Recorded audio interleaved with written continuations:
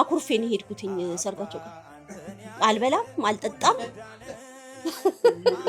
ምንም እኔ ሙዚቃን ትቼ ፕሮፌሽኔ ሚውዚክ ነው ጎበዝ ድራመር ነበርኩ በጣት ከሚቆጠሩት በስተቀር ከሁሉም አርቲስቶች ጋር አብሬ ፐርፎርም አድርጌያለሁ ስለ ዘማሪ ፍስሐ ዘለቀ እኔ ብቻ አይደለሁም በርካታ አገልጋዮች ተናግረው የማያልቀው ትልቁ ነገር ትህትና ፊሽ በጣም ትሁት በጣም ቅን በጣም የዋ አገልጋይ ነው ምንም ሳንሆን ኮሽ ሳይል እንትን ሳንል እዚህ ጋር ደርሰናል ምናምን የለም ተፋጭተን ተባልተን ጧት እንትን ብለን ማታ ደግሞ ተስማምተን ተቃቅፈን በቃ ትልቅ ተስፋ ያደረኩት ስለ ዘማሪ ፍስሐ እውነት ለመናገር ቃላቶች ያጥሩኛል በፍጹም ማግባትም የለብሽም አታገቢም ለምን አንቺ አንደኛ ልጅ ነች በጣም ትንሽ ነች ስሜ ጽዮን ፍስሐ ይባላል የዘማሪ ፍስሐ ልጅ ነኝ 5ኛ ክፍል ላይ እና 11 ዓመቴ ነው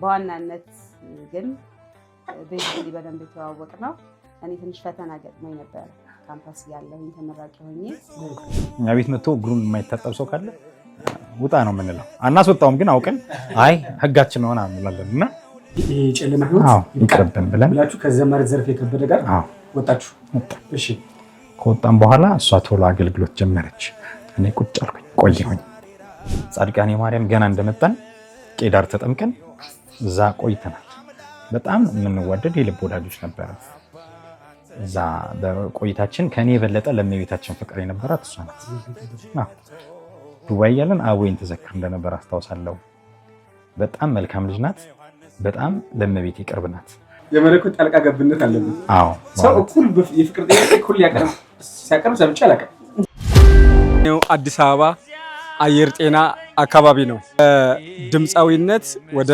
ዘማሪነት ከዓለማዊ ድራመርነት ወደ መንፈሳዊ ወደ ኦርቶዶክሳዊ ከበሮ መቺነት ከሰርከስ ትርኢት ባለሙያነት እግዚአብሔርን ወደ ማገልገል የተሻገረ አንድ ወንድም ጋ ነው ዘማሪ ነው ባለ ብዙ ባለሙያ ማን ነው ግቡ እንመልከተው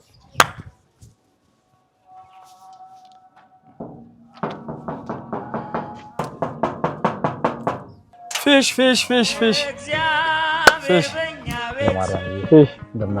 አንበሳው ደስ ብሎናል እንኳን አደረሳችሁ እንዴት ነሽ ደህና ነሽ አይናፈርና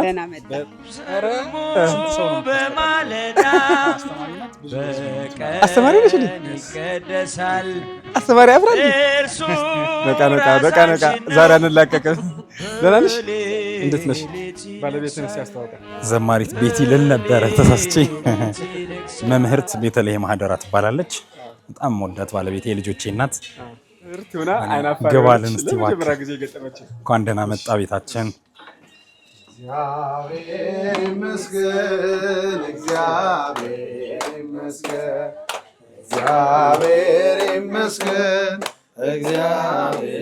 ይመስገን ማሪኔ ግባ አንተም እዚህ ጋር ነው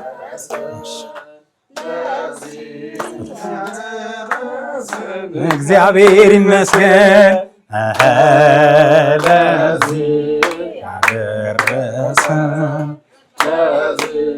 ያደረሰን እግዚአብሔር ይመስገን ቤተሰቦቻችን እንዴት ናችሁ ቤተሰቡ በጣም ነው የሚያምረው አዎ በጣም ነው እነዚህ ናቸው ደግፈው እዚያ ደረሱ ተወደዳችሁ ኦርቶዶክሳውያን ቀደም ብዬ እንደነገርኳችሁ የዘማሪ ፍስሐ ዘለቀ ቤት ነው የምንገኘው አጠገቡ ያለችው እህታችን ቤተልሔም ናት እነዚህ አብረውት ያሉ እነማን ናቸው ጸሎት ቤቱን እና ሌሎች ጉዳዮችን አብረን የምንቆይ ይሆናል እስከመጨረሻው ድረስ አብራችሁን ቆዩ ዘማሪ ፍስሐ ዘለቀ እንዴት ነው ያለኝ አውሮፓለ ከብሮ ይስፋ እናንተ ስትመጡ ሰሞኑን 15ኛ ዓመት የጋብቻ ክብረ በዓላችሁ እንዳከበር እንዳከበራችሁ ሰማን እና በጣም ነው የተደነቀው። በወጣትነት ዘመን በወጣትነት ሰዓት በዚህ መጠን መኖር በዚህ መጠን ማክበር በጣም መታደል ነውና ስለ ትዳራችሁና የትዳራችሁን የዚህ መድረስ ሚስጥር ምን እንደሆነ ንገረኝ እስኪ። ሰው ትናገር ይሻላል። ያቅም ለናገርሽ። እሺ ማርያም፣ በመጀመሪያ በድጋሚ ቤቴ መታችሁ ቁጥር 2 መዝሙሬን አስመርቄ ያን ምክንያት በማድረግ ነው ወዳጅ ዘመዶቼን የጠራሁት። እግረ መንገድም ደግሞ እግዚአብሔር በእኛ ቤት የሚለው መርሃ ግብር ላይ እንድቀርብ ስለተደረገልኝ ግብዣ በጣም ደስ ብሎኛል። መምህር ዳኒን አመሰግናለሁ። ደርዬን ክሮዎችን በሙሉ በጣም አመሰግናለሁ።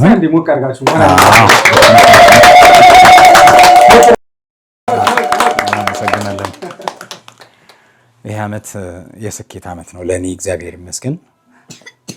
ፈተናም ባለበት ሰዓትም አመስጋኝ ነኝ። እኔ ታውቃለች እሷ ኃይለኛ ፈተናዎች አሳልፈናል እዚህ ድረስ ነውና በፈተናው ሰዓትም አመስጋኝ ነኝ። እግዚአብሔር ደግሞ ፈተናውን አሳልፎ በዚህ ዓመት ውስጥ ነሐሴ ውስጥ ነው የምናከብረው 15ኛ ዓመታችንን። ግን ያው ከዚህ ሰዓት ጀምሮ ነው የምናከብረው ያው 15ኛ ዓመት። በዛ ላይ አሁን በሰዋስወ ብርሃን ቅዱስ ጳውሎስ ኮሌጅ ተመራቂ ነኝ። አሁን ሐምሌ ላይ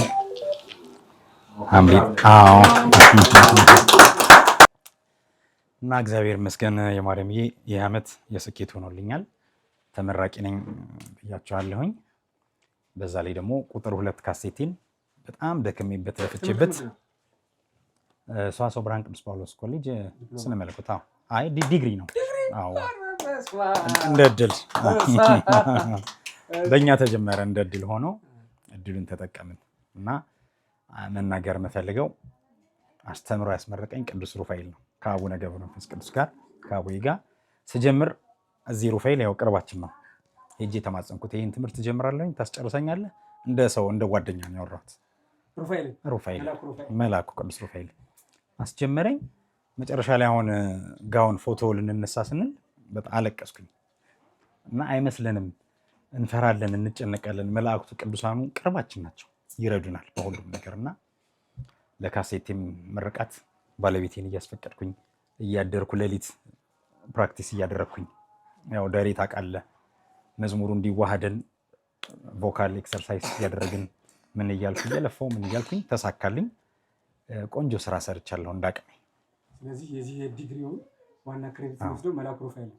አዎ የትምህርቱን መልአኩ ቅዱስ ሩፋኤልና አቡነ ገብረ መንፈስ ቅዱስ አስተምሮ ያስመረቀ። አቡነ ገብረ መንፈስ ቅዱስ በቃልና በኑሮ የሚለውን ትላለህ። ሆነሃል ምስክር እንደ ፀሐይ ያበራ በእግዚአብሔር ሀገር ሰማያዊ ነህ እንጂ አይደለም ምድራዊ። ገብረ መንፈስ ቅዱስ በሰባህታዊ በቃልና በኑሮ ሆነሃል ምስክር እንደ ፀሐይ ያበራ በእግዚአብሔር ሀገር ሰማያዊ ነህ እንጂ አይደለም ምድራዊ። ገብረ መንፈስ ቅዱስ ረሰባህታዊ። ቅዱስ ሩፋኤል አባቴ ወንድሜ ቅርቤ፣ በቃ እንግዲህ ቅርባችን ነው።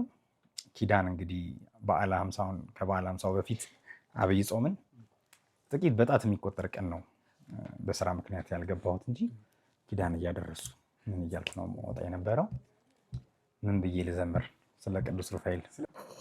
ሩፋኤል ሩፋኤል ሩፋኤል ሩፋኤል ሩፋኤል ሩፋኤል ፈታሄ ማይፀን ፈታሄ ማይፀን ፈታሄ ማይፀን ሩፋኤል ፈታሄ ማይፀን ፈታሄ ማይፀን ፈታሄ ማይፀን ሩፋኤል ሩፋኤል ሩፋኤል ሩፋኤል ሩፋኤል ሩፋኤል ሩፋኤል አሳዳጊያችን አሳዳጊያችን አሳዳጊያችን አሳዳጊያችን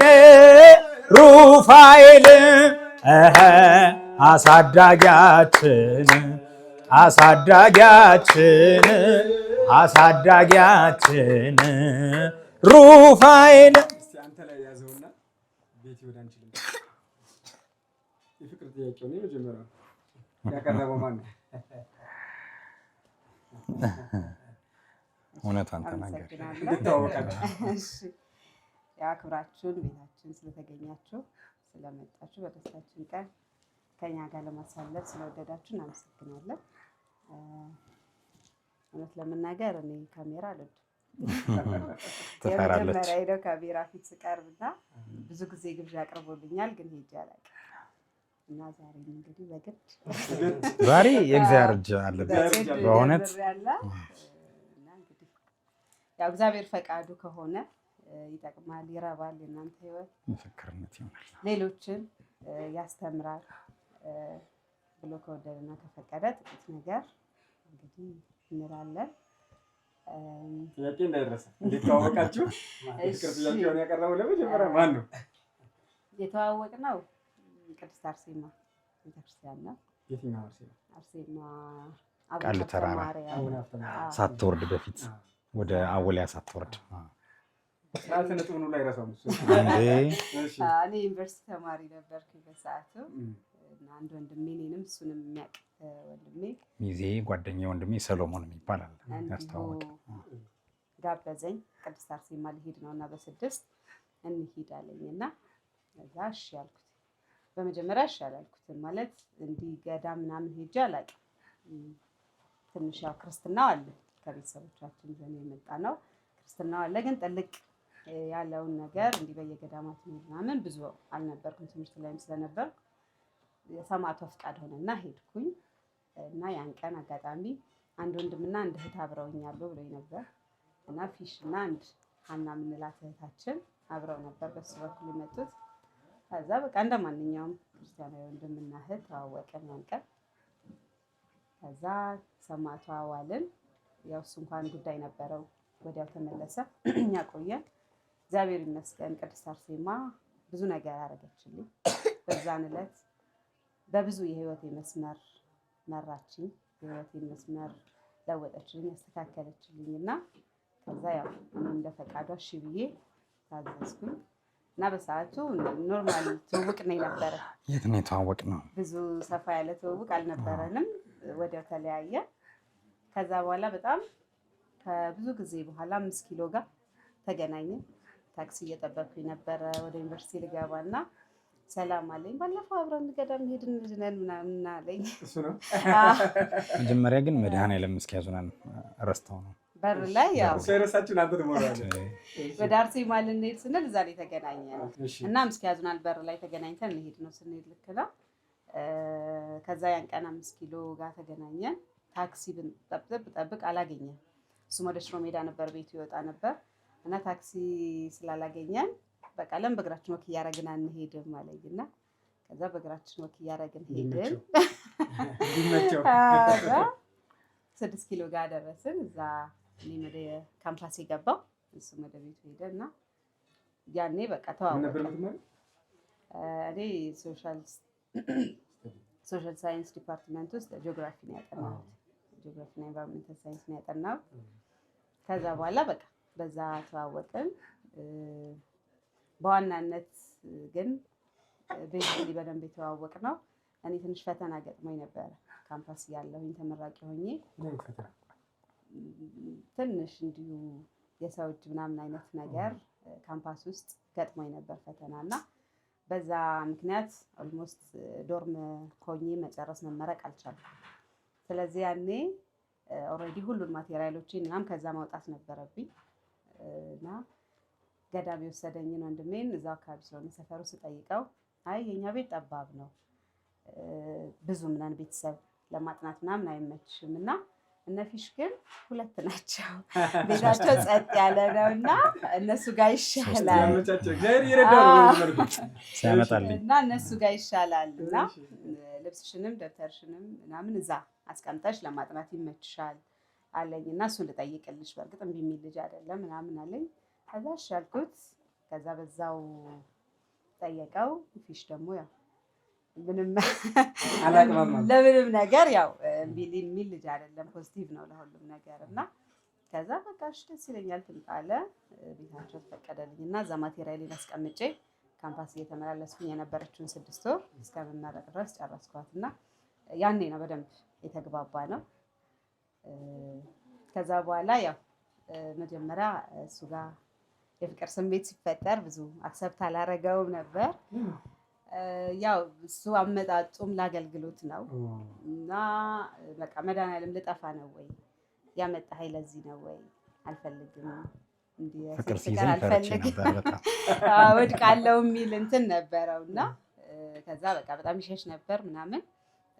እኔም በእርግጥ ትንሽ በጣም ሲሪየስ ነኝ፣ ብዙ እንደ ሪሌሽንሽፕ ላይ አልነበርኩም፣ ብዙ አልነበረኝም እና ፋይናሊ የሆነ ጊዜ ላይ ሱባኤ እንድንይዝ አንድ እናት ነበረችን እና ሱባኤ እንድንይዝ ነገረችን።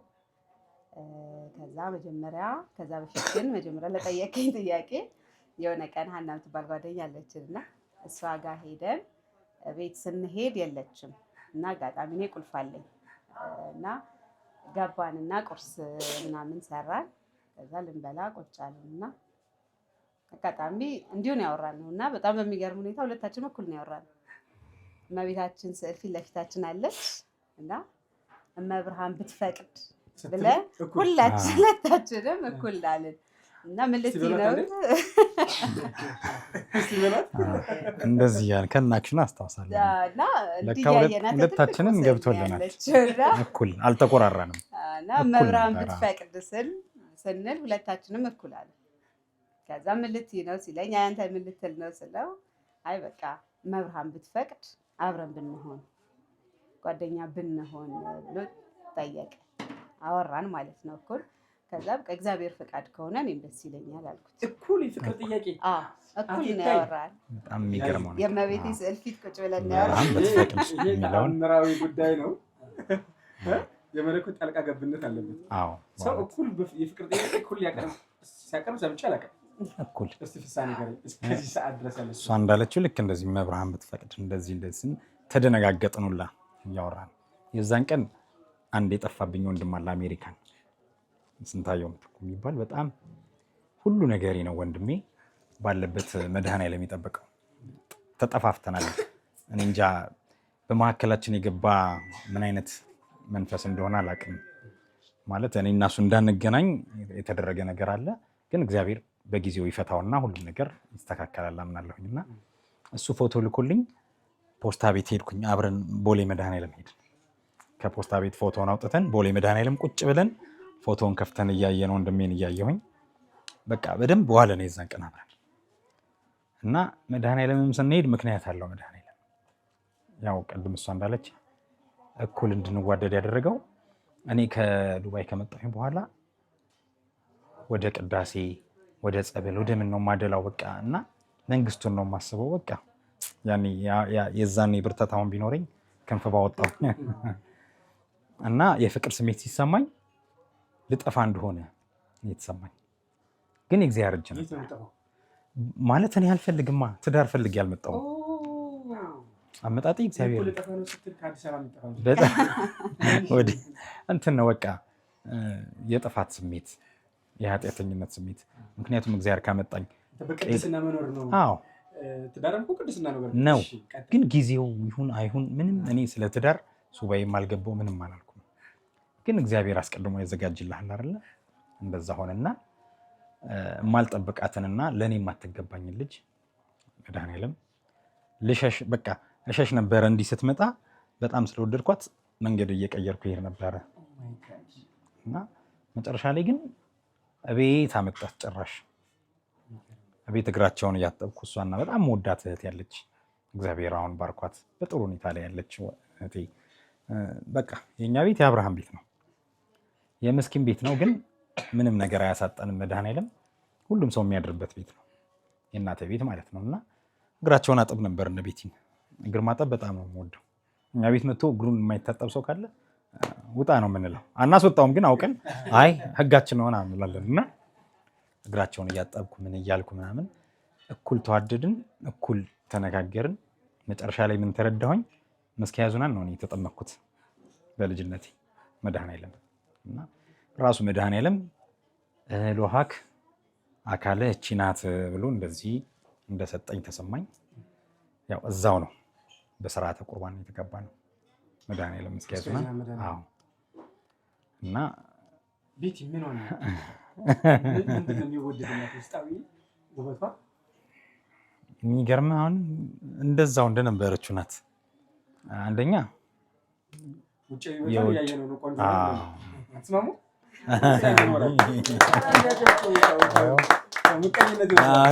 እህቶቿ ሁሉ መላ ቤተሰቡ እህቴ ውስጧም ቆንጆ ነው። እኔ እሺ በእውነት ምስክርነት ነው። በነገራችን ላይ በኋላ እናወራዋለን። በጣም ብዙ ፈተና አልፈን ብዙ መከራ አልፈን ትዳራችንን አደጋ ላይ የሚጥሉ ብዙ ፈተናዎች አልፈዋል። ይሄ ማንኛውም ትዳራቸው ቆንጆ ሆኖ እግዚአብሔር ለምስክርነት ያበቃቸው ሰዎች ያለፉትን እነሱ ያውቁታል።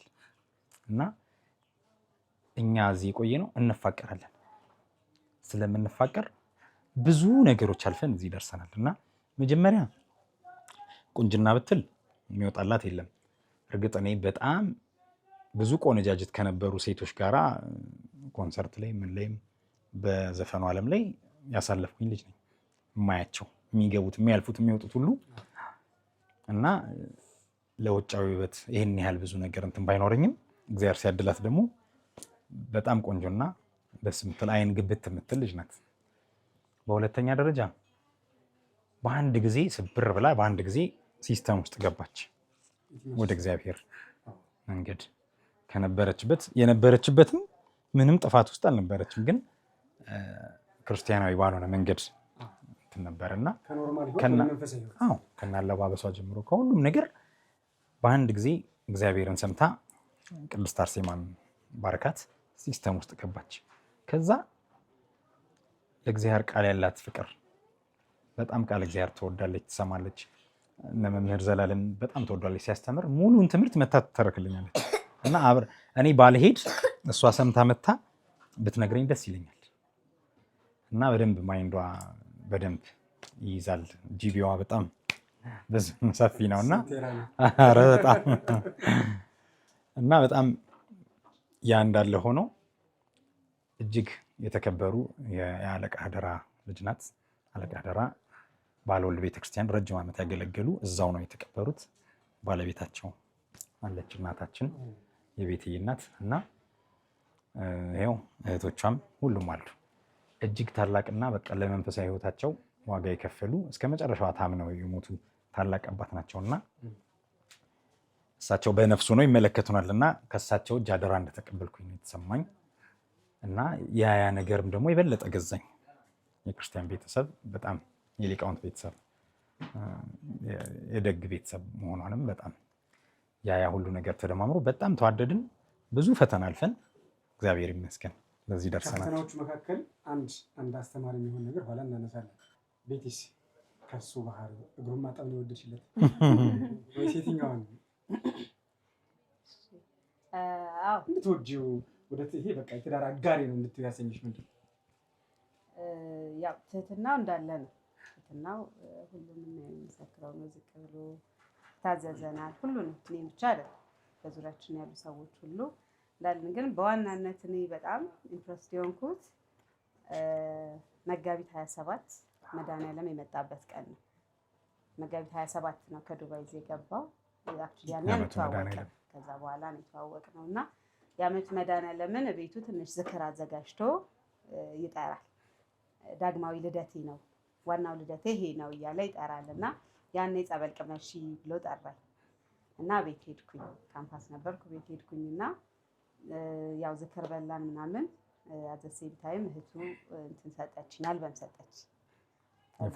የፎቶ አልበም አየሁ እና በጣም አየሁት ፎቶዎቹን፣ ዱባይ የነበረውን ፎቶዎች፣ የነበረበትን ስታተስ፣ የነበረውን ውበት፣ ያለውን ነገር በአጠቃላይ እንደ ስጋዊ እንትን አየውና እዛ እንዲህ እያልኩኝ ሁሉ አየው ነበር ያኔ ማለት ነው። በዛ ሰዓት ደግሞ ያለበትን አየሁኝ እና በጣም ሂዚያንግ በጣም ወጣት ነው። ኦልሞስት 26 ዓመት ምናምን አካባቢ ነው እኔ ሳውቀው ያኔ እና በዚህ ወጣትነት እድሜ በዚህ የልጅነት ዝናን፣ እውቅናን፣ ብርን አልፈልግም ሳይታመም ምንም ሳይደርስበት ምንም ሳይሆን በቃ ጀስት የእናቱ ጸሎት ትልቁ የእሳቸው ነው እና የእናቱ ጸሎት እና የምስኪ ያዙናን መድኃኒዓለም ጠርቶት ብድግ ብሎ ሁሉን ነገር ጥሎ መጥቶ ያኔን ሳውቀውና ሳገኘው ደግሞ በጣም ብዙ መከራና ፈተና ውስጥ ነበር እና ጭራሽ አይገናኝም። ፊዚካሊ እዚህ የነበረውና እኔ ሳገኘው ያለው አንድ አይደለም እና በቃ በጣም እንትን አልኩኝ። ሰው ለእግዚአብሔር ፍቅር በዚህ ልክ ዋጋ ይከፍላል? ለእግዚአብሔር ፍቅር በዚህ ወጣትነቱ እንደዚህ ያደርጋል ብዬ ያው ክርስትናን እኔም በደንብ እየገባኝ ስለነበር በሰዓቱ በጣም ተማረኩኝ ማለት ነው። በጣም ተመሰጥኩና ሁሌ ደግሞ ምለው ነገር ነበረ ዓለምን አይቶ ንቋት ጥሏት የመጣ ሰው ሁሌም ትክክለኛ ሰው በቃና ፍጻሜው ድረስ ያማረ ሰው ነው ያ ሰውና ያ በጣም ለኔ ገዛኝ። ከዛ ያው እግዚአብሔር ፍቃዱ እንዳለ ሆኖ የመጀመሪያ ላይ አታውቀውም እግዚአብሔርን ፍቃድ የሆነ እንደ ስጋዊም የሆነ ኢምፕረስ የሚያደርግህ ነገር ትፈልጋለህ እንደ ሰውና ለኔ በጣም የገዛኝ ያ ነው። በቃ ለእግዚአብሔር ያለው ፍቅር በዛ ወጣትነት ያን ሁሉ ሳክሪፊኬሽን ሲከፍል በጣም ውስጤ ገባ። ውስጤን ኢምፕረስ ዳረገውና እንዳልኩ ቀደም ከአንዳንድ ስናወራ ሁለታችንም እኩል አወራንና ፈቃደኛ ሊሆን የቻልኩትኝ በዛ ነውና በትልቁ መታዘዙ ትህትናው እንዳለ ሆኖ ግን እግዚአብሔርን ፍቅር ከዓለማዊነትና ከዓለማዊ ሕይወት አስበልጦ መጥቶ ሲራብ ሲጠማ ሲቸገር ለዛ እውነትና ለነፍሱ ብሎ ያንን ሳይ በቃ ትክክለኛ ሰው ነው ብዬ አሰብኩ። ከባዱ የህይወታችሁ ፈተና ምን ነው? እንዴት ያለፋችሁት? ቤት የትናገር ደስ ያላችሁ ተገባበዙ። እንግዲህ የማርያም እያውም ብዙ ባለትዳሮች አሁን ብዙ ፍቺዎች እንሰማለን፣ ብዙ ነገሮች እናያለን እንሰማለን እና መፍረድ አንችልም። በጣም የሰዎች ትዳር ሲናጋ በጣም ከሚያዝኑና ከሚያለቅሱ ከሚቆረቆሩ ለማስታረቅ ከሚሯሯጡ ሰዎች አንዱ ነኝ። በድፍረት እናገራለሁ። ተሳክቶልኝም የተወሰኑ የተጣሉ ባለትዳሮች ለማስማማት ሞክሬያለሁ። እግዚአብሔር መድኃኔዓለም አሳክቶልኛል እና የተወለዱ ልጆች የነበራቸው ፍቅር አካል ለአካል ተዋውቀው ተገናኝተው ያቺ ሴት ቤተሰቧ ፊት ራቁቷን እኮ አትሆንም፣ ባሏ ፊት ነው የምትሆነው እና ትዳር ሲፈተን አዝናለሁ። እሷን ትቻት ነው የሚሄደው። ትቻት ሄጄ ዋጋ ከፍዬ ያንን ትዳር ለማቅናት እሞክራለሁኝ። እግዚአብሔር አያሳፍረኝም፣ ይሳካልኛል እና ያንን ስለማደርግ አይደለም እግዚአብሔር የኔን ትዳር የጠበቀው ቸር ስለሆነ እንጂ ብዙ ጥፋቶች አሉብን። እኛን ከገጠምን ደግሞ ፈተና በመንፈሳዊ ሕይወት የሚጋቡ ሰዎች ሁሌ ሰርግ እንግዲህ አገልግሎት ላይ እንገናኛለን አይደል? መምህራን አንዳንድ መምህራን ይናገራሉ የአብርሃምና የሳራን ያርግላችሁ ሲባል ቀልድ ይመስላቸዋል ሰዎች፣ ወይም ደግሞ አብርሃምና ሳራ ደልቷቸው ደስ ብሏቸው የተመነሸነሹ የኖሩ ነው ይመስላቸው። ግን መከራ ተቀብለዋል፣ ተሰደዋል፣ ልጅ አጥተው ብዙ ዘመናት ቆይተዋል። ከእግዚአብሔር ጋር ሁላ የሚያጣላ ስራ ከእግዚአብሔር ጋር ባያጣላም እናታችን ሳራ አብርሃምን ወደ አጋር እንዲሄድ ግድ ብለው ነበር። ከዛ በኋላ ደግሞ አጋር ለእናታችን ሳራ ያሳየችውን ሁኔታ ደግሞ በጣም አበሳጭቷት በእኔና ባንተ መካከል እግዚአብሔር ይፍረድ እስከ ማለት ደርሳለች። እና ይሄን ሁሉ አልፈው የአብርሃምና የሳራ ሲባል ችግሩንም መከራውንም ደስታውንም ሐዘኑንም አብረው እስከ ዕለተ ሞታቸው ድረስ ሊታመኑ እንደሆነ ሰዎች እንዲገነዘቡ ፈልጋለሁኝና እግዚአብሔር ዘፈን አቁመ ምን ተሰጠ ሲባል ብዙ ጊዜ ሀብት ንብረት ምናምን ዘፈን አቁሜ እኔ የሆነ ነገር እንዲሰጠኝም አይደለም እግዚአብሔር።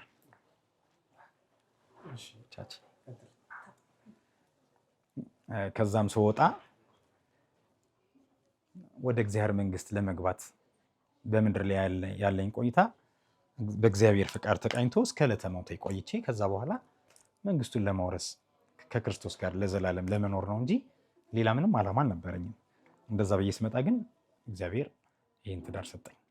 ምን ሰጠ ስባል ትዳር ሰጠኝ እላለሁ። እና ለካ እንደዚህ ብለህ ምስክርነቱ ይጸና ዘንድ ፈተናዎች ይላካሉ።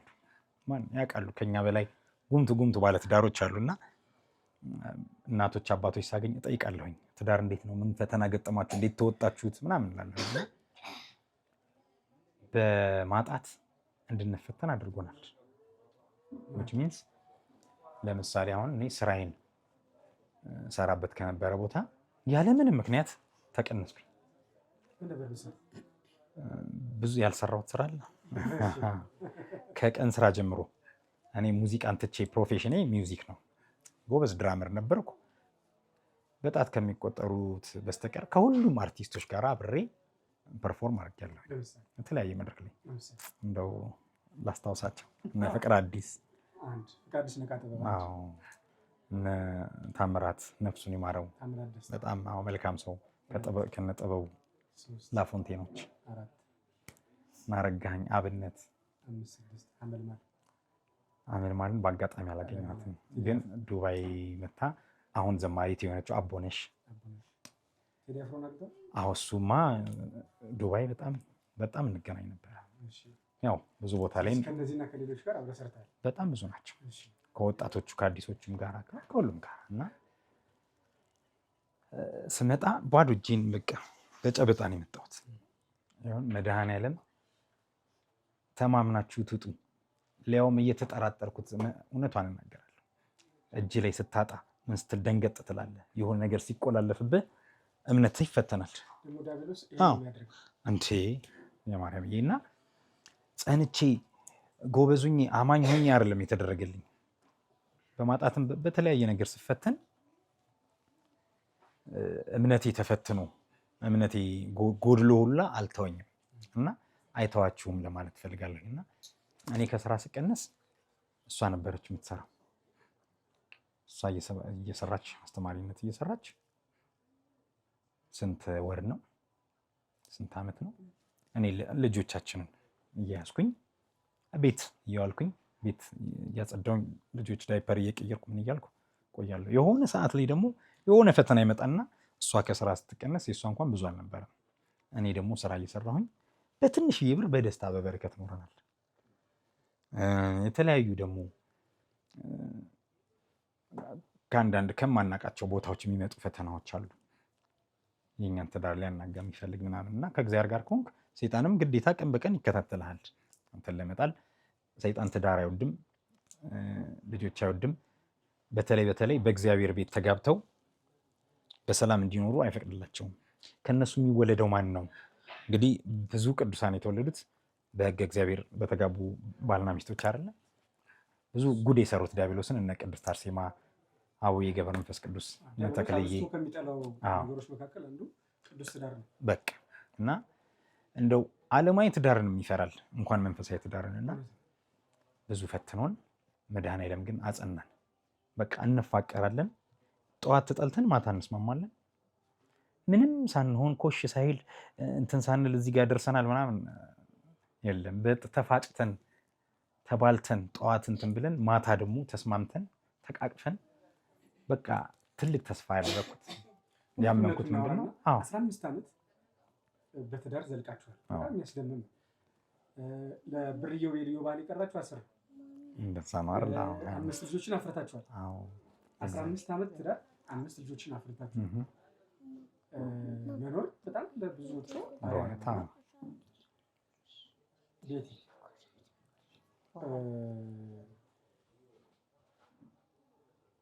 የመጨረሻ ትልቁ ስትጣሉ እውነት ነው የሚኖረው ትልቁ እርምጃ ምንድን ነው የወሰድሽበት? ያው ቅድም እንዳለህ ነው ፈተና እንዳለ ነው። በተለይ ደግሞ መንፈሳዊ ጋብቻ ላይ የምጠብቀው ነገር ነው እና መጀመሪያ አብረን ለመሆን ስንወስን ምንድን ነው ያለኝ፣ እኔ መስቀሉን ልሸከም ነው የመጣሁት አለ። ከኔ ጋራ መከራ መስቀሉን መሸከም ምቺ ከሆነ አብረን እንጓዛለን አለ። ትዳር መስቀል ነው። የእሱ አመጣጥ ከሙዚቃ ህይወት መጥቶ መምጣቱ መስቀል ነው እና ያንን እንግዲህ እግዚአብሔር በሚያውቀው መንገድ ከዛ መንገድ ወጥቶ እንዲጸና እንዳግዘው ሊሆን ይችላል ለእግዚአብሔር ያገናኘንና ቅድም እንደነገረ በተጋባን በሳምንቱ ነው ስራ የተቀነሰ።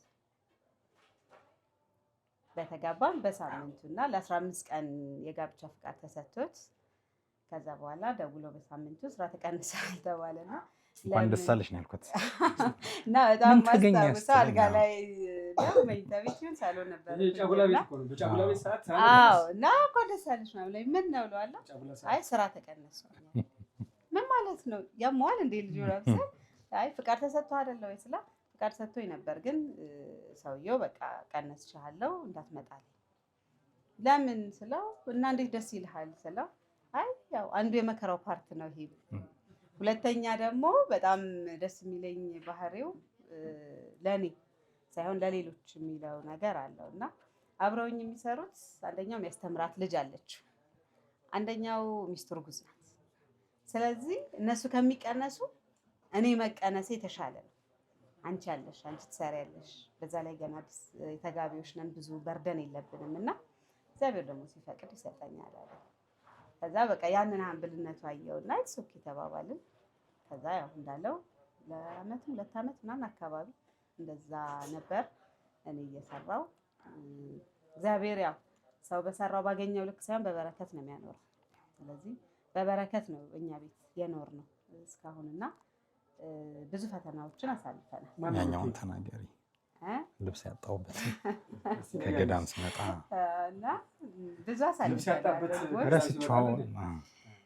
አዎ ወደ 4 ዓመት አካባቢ በጓደኝነት ቆይተናል እና ያው ኤቭሪዴይ እንገናኝ ነበር። ግን የምንገናኘው ትንሽም ለመንፈሳዊ ህይወታችንም ለትዳራችንም መሰረት ነው ብዬ የማስበው በጓደኝነት ህይወት የምትገነባው መንገድ ነው ብዬ አስባለሁኝ እና ብዙ እህቶች ወንድሞችም ጋር ትንሽ የምጋጭበትም የምመክርበትም ሀሳብ ነው ይሄና በ4 ዓመት በጓደኝነት ስንኖር ያው እግዚአብሔርም ረድቶን በየቀኑ እንገናኛለን። የምንገናኘው ግን የት ነው? ቤተክርስቲያን እንገናኛለን። አንድ ከሆነች ልደታ እንገናኛለን፣ በ3 በዓታ እንገናኛለን፣ በ4 ዮሐንስ በ5 አቡዬ እያለን ያና በ30 ማርቆስ ድረስ እንሄዳለን እና በዛም ነው መምህር ዘላለም እንዲሁ በዕለተ ቀን ጠብቆ ስለሚሄድ እዛው ትምህርቱን በጣም አገኛለሁ፣ እማራለሁ። ያው የክርስትና መሰረትም የያዝኩበት ትምህርት ነውና ነፍሱን ይማረው ወንድማችን ልብሱ ምንድነው መምህራችን እና በዛ መሀሎች ብዙ ውጣ ውረዶች ነበሩ፣ ብዙ ፈተናዎች ነበሩና ልንጋባ ስናስብም ፈቃድ እግዚአብሔርና እግዚአብሔርን ብቻ ነው ይዘን የገባነው። ምንም ነገር አልነበረንም፣ ግን ያው እግዚአብሔር ሁሉን ነገር ሞላል። የልብሱ ፈተና ምንድነው? ጓደኛ እያለን ነውና ወደ ገዳም ብዙ ጊዜ ይወጣል። በተለይ ፈተናዎች ሲበዙ ጻድቃንዬ እናቴ የሆነ ሰዓት ላይ በተለይ በጣም ፈተና በዝቶ ነበር። አጋጣሚ ዘማሪት ዘርፌን የነበረችው እሷ መዝሙር ያወጣች ጊዜ ላይ እሱ ላይ በጣም ብዙ ፈተና ነበረ። ምን ያገናኛል? ያው ከዱባይ አብሮ ነው እሱ ነው ዛቴ መጣና አይ ርዕስ መዘዝኩኝ። አይ አዲ ብዙ ሚዲያ ላይ የሰማችሁት እኮ ዜድ ነው ማለት ዜድ እግዚአብሔር ያስባት ባለችበትና አብረን ነበር ዱባይ የመጣ ነውም አብረን ነው። አሁን እንደውም በቃ አብረን ተነጋግረን ነው አቁመን የመጣ ነው። ይሄ ጨለማ ህይወት ይቅርብን ብላችሁ ከዘማሪ ዘርፌ ከበደ ጋር ወጣችሁ? እሺ ከወጣን በኋላ እሷ ቶሎ አገልግሎት ጀመረች። እኔ ቁጭ አልኩኝ ቆየሁኝ። ሲጀመር እኔ ለአገልግሎት ብዬ አይደለም የወጣሁት፣ እግዚአብሔር በሚያውቀው በቃ ከዛ ህይወት ወጥቼ እግዚአብሔር የሆነ ስራ ይሰጠኛል፣ እየቆረብኩ እያስቀደስኩ በቃ ወደ እግዚአብሔር መንግስት እስኪሄድ መከራ የሚምጣ ደስታ የሚምጣ እኖራለን ብዬ ደስ ብሎኝ ቆርጬ ነው የመጣሁት። ዜዴም ደግሞ ስትመጣ እንደዛው ነበረና ግን ያው ፈተናዎች ተደራረቡ። ምን አሉ ቶሎ ደግሞ እውቅናውንም አገኘች። የሚገርም ጸጋ ነው ያላት፣ የሚገርም ብቃት ነው ያላት። ጻድቃኔ ማርያም አብረን እንመላለስ እንደነበረ ተናግሬያለሁ ተርቢኖስ ሚዲያ ላይ በደምብ። አዎ ጻድቃኔ ማርያም ገና እንደመጣን ቄዳር ተጠምቀን እዛ ቆይተናል። በጣም የምንዋደድ የልብ ወዳጆች ነበርን። እዛ በቆይታችን ከኔ የበለጠ ለእመቤታችን ፍቅር የነበራት እሷ ናት። ዱባይ ያለን አወይን ተዘክር እንደነበር አስታውሳለሁ። በጣም መልካም ልጅ ናት። በጣም ለእመቤቴ ቅርብ ናት። ምን አይነት ተአምር እግዚአብሔር ብቻ ያስባት። በምን እንደዚህ እንደሆነች አላውቅም። ምክንያቱም እኔ ከአገልግሎት ውስጥ አልነበርኩበትም። ምን ያገናኘው ከአንተ ፈተና ጋር? እሷ መዝሙር ስታወጣ አንተ እንደዚህ ቁጭ ብለህ እሷ መዝሙር አወጣች እንደዚህ ሆነ ምናምን። አንዳንድ ወንድሞች ታዲያ በጣም እደሰታለሁ፣ ኮራለሁኝ። እሷ ቤተክርስቲያን አውደ ምሕረት ዝማሬ ስታቀርብ እኔ ቁጭ ብዬ ምእመን ሆኜ እያየኋት እያለቀስኩኝ እግዚአብሔርን አመሰግናለሁ። ምክንያት አድርገኸኝ መታ እንደዚህ አንተ የምትከብርባት ከሆነ ምንድነው? በቃ እኔ ደስታ ውስጥ ነኝ። የማላውቀው ፈተና ግን እንትን አለብኝና በቃ እሷ የሆነ ሰዓት ላይ እንደዚህ ሆኑ ተብሎ ወሬ ስሰማ በጣም ነው ያለቀስኩት። እመቤቴ ፊት መብርሃን ደጅሽ እንደዛ በባዶ እግሯ ደጅሽን ስትረግጥ የነበረች ልጅ፣ የምትወድሽ ልጅ እንግዲህ ደጇ የእመቤቴ ደጅ የቃል ኪዳን ደጅ ነው፣ የጻድቃኔዋ ማርያም እና አንቺ አስቢያት፣ ፍጻሜዋን አሳምሪ። ማንም ቢወጣም መልሶ ይገባል። ብዙ ወንድሞች ተመልሰዋል። አሁን እንድትመለስ ጥሪም በቃ ፍላጎትም አለኝ። ብቻ መድኃኔዓለም ባለችበት ይጠብቃትና ፍጻሜዋን ያሳምርላት። በጣም ጥሩ እህት፣ ጎበዝ ዘማሪት ነበረች። ሌላውን ነገር ምንም ሳልናገር ማለት ነው። እሱ ነበር እና አንዳንድ ሚዲያዎችን በጣም ይፈልጉት ነበር በእሷ ዙሪያ ላይ ያወሩት እና ኦልሞስት በቃ ስልኩን ለኔ ሰጥቶ ምናምን ሄደ እና ጠፋ። 15 ቀን ምናምን ገዳም ነበረ። ከዛ ሲመለስ ደወለልኝና ወይኔ ፊሽ መጣ ምናምን፣ በስመ አብ በጣም ረጅም ቀን ናፍቀኸኛል፣ ከስራ ስወጣ እንገናኝ ምናምን አልኩት። ከዛ እሺ ያለኝ ግን ምን እላለሁ መውጣት አልችልም ማለት ለምን እለዋለሁ። አይ ልብስና ጫማ የለኝም ማለት ስላ እንዲህ በቃ መስጠት ይወዳልና የሄድኩበት ገዳም ላይ በቃ ብዙ ጊዜ የቆዩ ልጆች ነበሩ ምናምን እና ከዛ በቃ አሳዘኑኝ። እኔ ከተማ ነው የምመጣው፣ ስመጣ አገኛለሁ። እነሱ ግን እዛ ገጠር ናቸው እና ብዬ ለእነሱ ሰጥቻቸው ቱታና ኤርጌንዶ ነው አድርጌ የመጣሁት እና ከተማ ወጥቶ ከኔ ጋር ለመውጣት ምናምን የሚችልበት ሲቹዌሽን እንዳልሆነ ነገረኝና ከዛ በቃ በጣም ነው የሳቅኩትኝ። ማለት ሰው በዚህ ልክ ያለውን አንድ የቀረውን እንዴት ይሰጣል በሚለውና ብዙ ፈተናዎች ነበሩ። ከዛ ያው ኢትሶኬ በሚል ብዙም ምን ያላካብድም ከዛ ልጅ ኮምፕሊት ገዝቼ ይዤለት ሄድኩ እንጂ ሳይዙ ስለማውቀው ከሳንቺስ ሄጄ ጫማ ልብስ ምናምን ገዝቼ እንዴት እንደፈነጠስኩኝ ወደ ቤት ይዤለት ሄድኩኝ። ከዛ በቃ ሻወር ወስዶ ምናምን ያንን ለብሶ ወጣን እና ሻይ ጠጣን ምናምን። ብዙ ጊዜ ወክ ማድረግ እንወዳለን እና በመንገድ ላይ እየዘመርን ወክ እናደርግ ነበር እና እየዘመርን ረጅም መንገድ ወክ አደረግን እና ከፈተናዎቹ እና ከአጋጣሚዎቹ አንዱ ይሄ ነው። ማምርሽ ነበር ፊሽ እለዋለሁ፣ ፊሽ ማለት አሳለዋለሁ። አሁን አባትየው ኢትዮጵያ ከወለድን በኋላ አባትየው ፍቅር ፍቅር በጣም ሳናድዳት ፍስሐ ትለኛለችና አቤት ቤተልሔም እላለሁ። እሺ አንተስ ማን ብለህ ነበር? ቤቴን ፍልቅቅ ወርቅላት ነበር። የሆነ የድሮ ፎቶዋን እያየሁኝ እጃጃል ነበር የልጅነቷን ፎቶ እያየሁ ምናምን እና እንዲህ ወርቅ ፍልቅቅ ወርቅላት አለው ቤቴ። ኧረ ብዙ ነው የምጠራት፣ ጠፋኝ አሁን።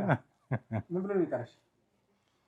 ያው ተመሳሳይ ነው፣ ፍቅር ይለኛል ማማዬ። ፍልቅቅ ወርቅ እንኳን አሁን ረስቶታል። ሀቢቢቲ አረጀሁበት መሰለኝ። ሀቢቢቲ ስትደውል ያ ሀቢቢቲ ኬፍ አለክ ምናምን ዌራሪው ምናምን እላታለሁ። አይደብረንም። ቀለል ያለ ሰው ነው። ኑሮን ማነው ቀለኛ? ቀለል አድርጎ ነው የሚኖረው። ፊሽ በጣም ቀልደኛ ነው። እሷ ዋና ናት። ከነገረች ቀልዶች እስኪ አንዱ። ፊሽ በጣም ቀልደኛ ነው ማለት በቃ የሆነ ነገሮችን ህይወትን ቀለል አድርጎ ለመኖር እና ለማሳለፍ የሚሞክር ሰው ነው እና ቅድም እንዳልኩህም በተለይ እነዚህ 4 ዓመት የጓደኝነት ህይወታችን እግዚአብሔር ይመስገን ጥሩ ነበር። እስቲ ወደ ተደረደሩት ሰዎች እንሂድ። እመለሳለሁ ወደ እናንተ። እዚህ ላደረሰን ደግሞ እግዚአብሔር ይመስገን። እኔም ያው በቅርብ ነው የመጣሁ እንጂ ወደ ክፍለ ሀገር ነበርኩ። ስለዚህ በጣም ነው ደስ ያለኝ። የበቀደም ዕለት ምርቃቱ አለመዋሌ በጣም ነው ያዘንኩት። አንድ ጓደኛዬ አብራ አደጌ የዛን ቀን ሞተውብኝ ቀብር የማይቀር ሆኖ ቀረሁ።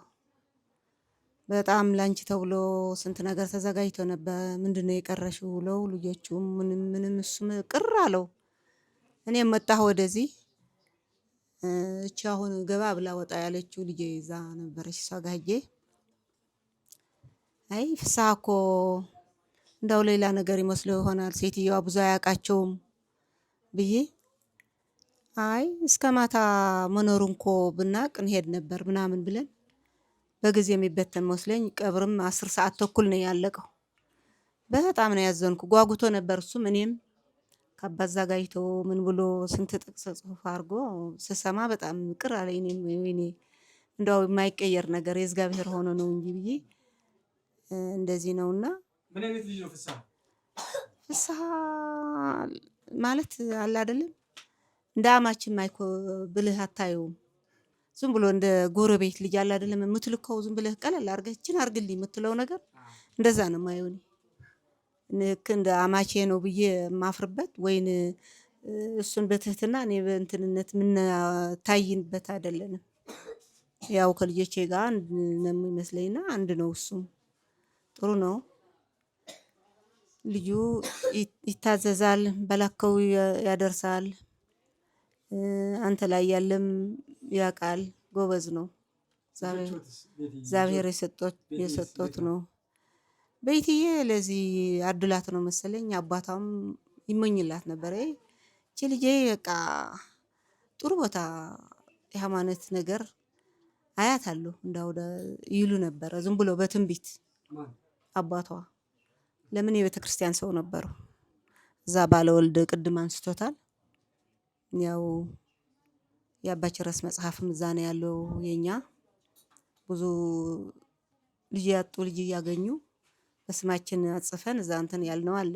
ስንተኛ ልጅ ናት እሷ? 6 እንትና 5ኛ። ስንት ልጅ ነው ያለው? 6 7 ወልጄ ነበር። አንዱ ግብር ከፈልኩ። 6 አሉኝ። አንድ ወንድ 5 ሴት። ምን ይመኙላችኋል?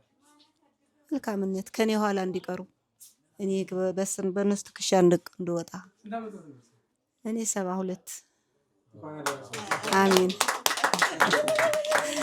72 አድርጌ አሁን ግንቦት ልደቴ ነው። ቀና ነው ያጣኋት እንጂ አባቴ ነግሮኛል። አዎ አዎ።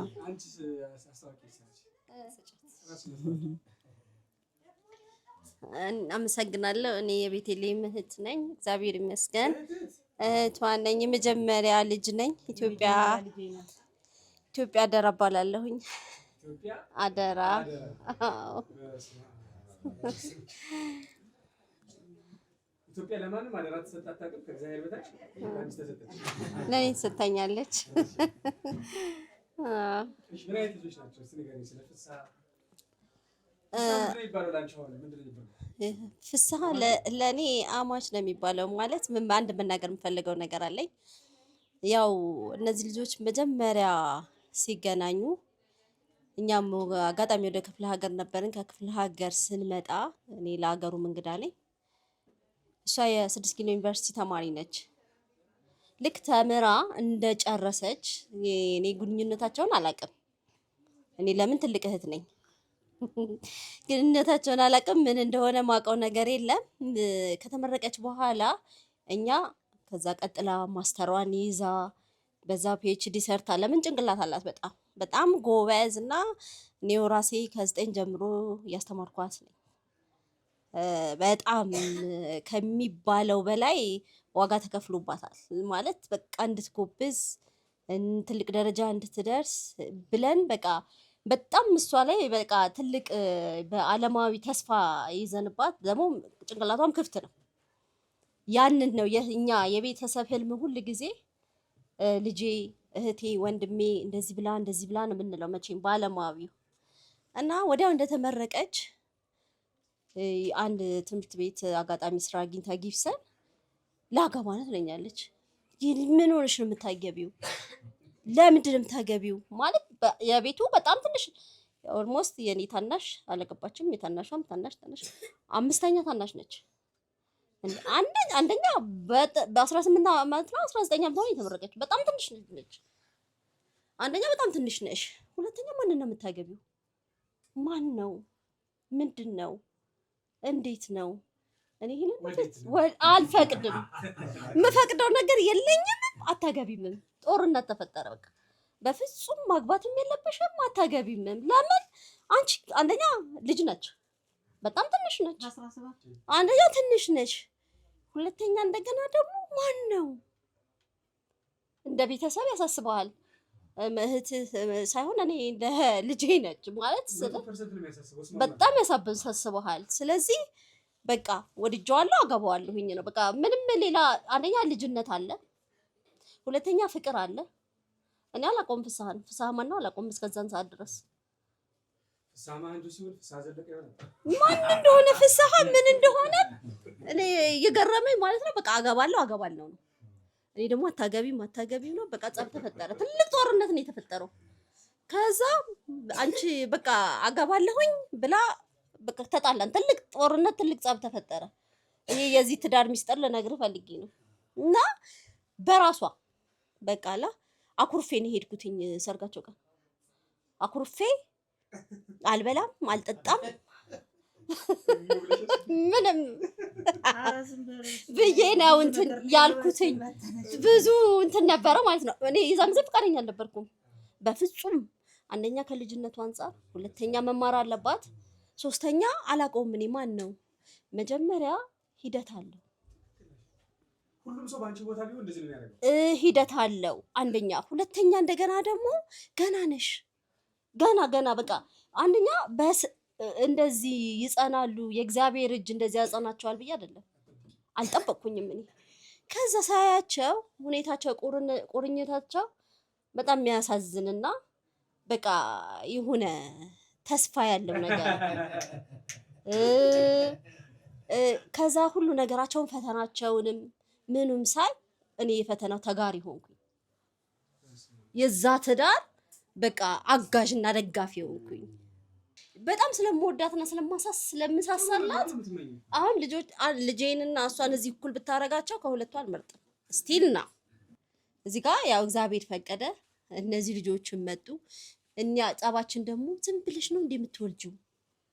እንዴት ማለት እሷን ዝም ብለሽ ትወልጃለሽ ማለት በየጊዜው ነው የምትወልደው ማለት ነው። አልኮል ነገር አይደለ እንዴ መጀመሪያ ማለት ነው። ተጎጃለሽ፣ ይቸግራችኋል። እንዴት ነው ዝም ብለሽ? እኔ ምንም ማለት አልልም። የእሷ ቃል ምንድነው? እግዚአብሔር ያውቃል። እኔ ምንም ነገር አልከላከልም፣ ምንም አልልም። እግዚአብሔር የፈጠረውን ፍጥረት ከፈለገ ያበላቸዋል፣ ያጠጣቸዋል፣ ከፈለገ እንደፈለገ ያደርጋል። እግዚአብሔር ያውቃል። አንቺ ትጎጃለሽ፣ እናንተ ትጎዳላችሁ። እንዴት ነው? እግዚአብሔር ያውቃል። የተማርኩትኝ በቃ የእግዚአብሔር እጅን የእግዚአብሔርን ስም ያነሳ እንደማያፈር እግዚአብሔር ይመስገን ለዚህ ቀን ያደረሰን። እናንተንም አመሰግናለሁ። ታላቅ እህቱ ነኝ። አልማዝ ዘለቀ። አልማዝ ጌታነህ ነኝ፣ ግን ያው አባታችን ዘለቀ ነው። ታምራት መጀመሪያ ነኝ። ምን አይነት ልጅ ነው ፍስሀ? ቤትዬስ? ፍስሀ ጥሩ ነው። በቃ ሲፈጠር ጀምሮ ጥሩ ነው። በቃ እኔ ምንም ልገልጽልህ አልችልም። ከመሰረቱ በጣም ጥሩ ነው። በቃ ምንም እንትን የሌለው እግዚአብሔር ለራሱ የሰራው ማለት ይቻላል። ጥሩ ነው። ደግሞ በተጨማሪ ባለቤቱ ገልጸዋለች። የምጨምረው ነገር የለም። ስሜ ዮሐንስ ፍስሀ እባላለሁ። የዘማሪ ፍስሀ ልጅ ነኝ። የመጀመሪያ ልጅ ነኝ። እድሜ አሁን 13 ነኝ። ሰኔ ላይ 14 ይሞላኛል። ማረው እዚህ አጠገባችን ያለው ኢስት አፍሪካ የሚባል ትምህርት ቤት ነው። አሁን 7ኛ ክፍል ነኝ። ከ1 እስከ 12 ስሜ ጽዮን ፍስሐ ይባላል። የዘማሪ ፍስሐ ልጅ ነኝ። 5ኛ ክፍል ነኝ እና 11 ዓመቴ ነው።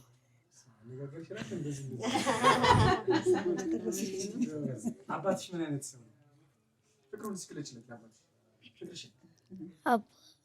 እወደዋለሁ እና ሁሌ ማታ ማታ ሲመጣ ቀልድ ሳይነግረን አንተኛም። ቀልድ እስከነገራችሁ ቀልድ አንዱ ነገር እኔ እንጃ ያለስተርስ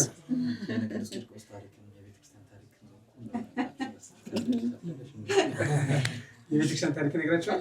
አዎ። እስቲ በል ሌላ ምንድን ነው የሚነግራችሁ?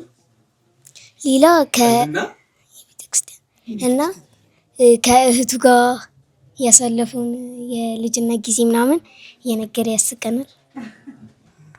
ማሚስ ምን አይነት እናት ናት? ማሚ ደስ የምትል እናት ናት። እናም ኃይለኛ ናት።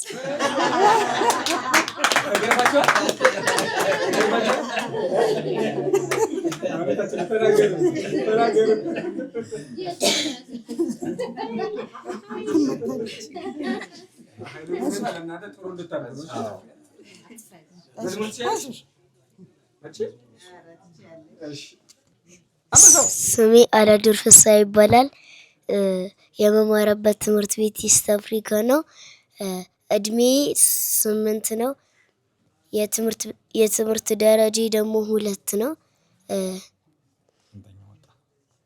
የወጣው ደግሞ በአሁኑ ሴሚስተር በፈረስ ሴሚስተር 1ኛ ነው። አንደኛ የፍስሐ ልጅ አንደኛ። በአሁኑም ሴሚስተርም ከ1 እስከ 3 እንደምወጣ ተስፋ አደርጋለሁ። ሳድግ እኔ ድቁና እማራለሁ። ከዛም በኋላ ዲያቆን እሆናለሁ። በሌላ በኩል ደግሞ ተመራማሪ ናሳ።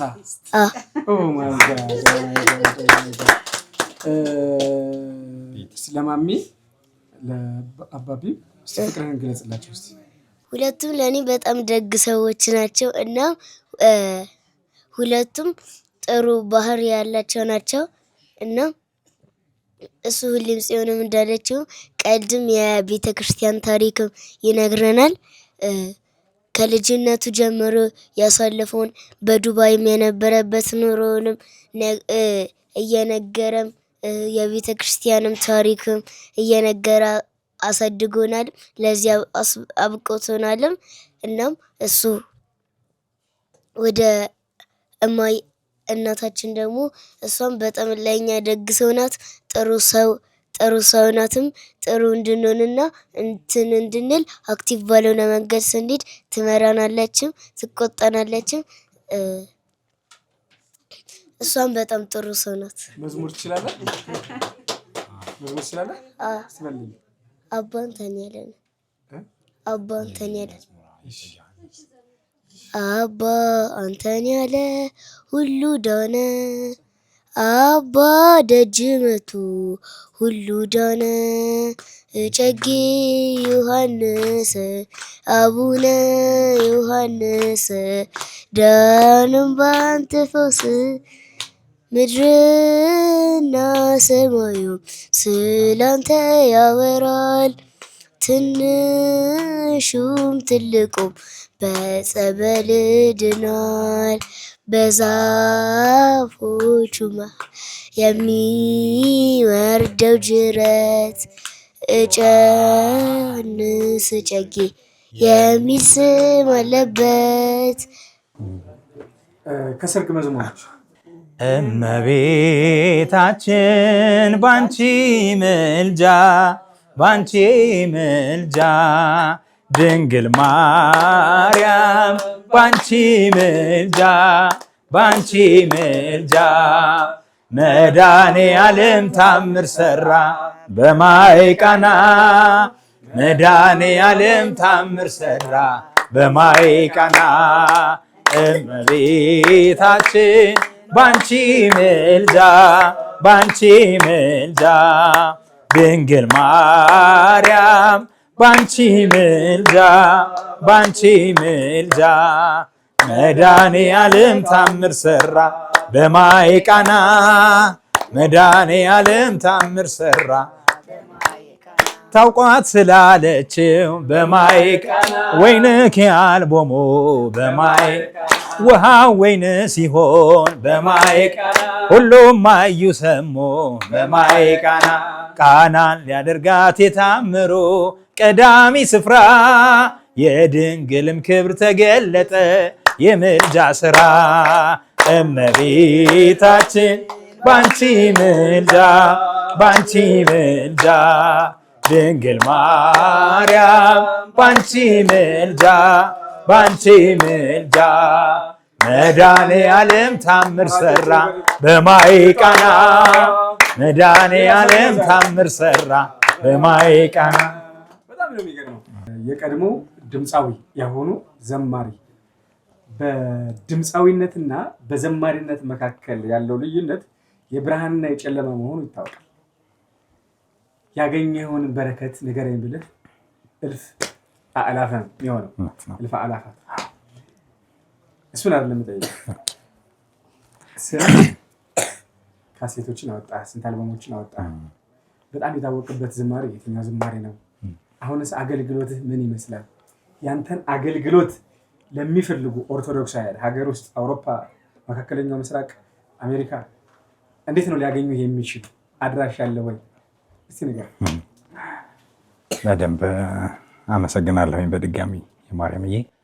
እንግዲህ ከመጣሁኝ በኋላ በአንድ ጊዜ ወደ አገልግሎት ውስጥ አልገባሁም። ረጅም ሰዓት ቆይቻለሁኝ። ድንገት ደግሞ ለቤተክርስቲያን ደግሞ አዲስ አይደለሁም።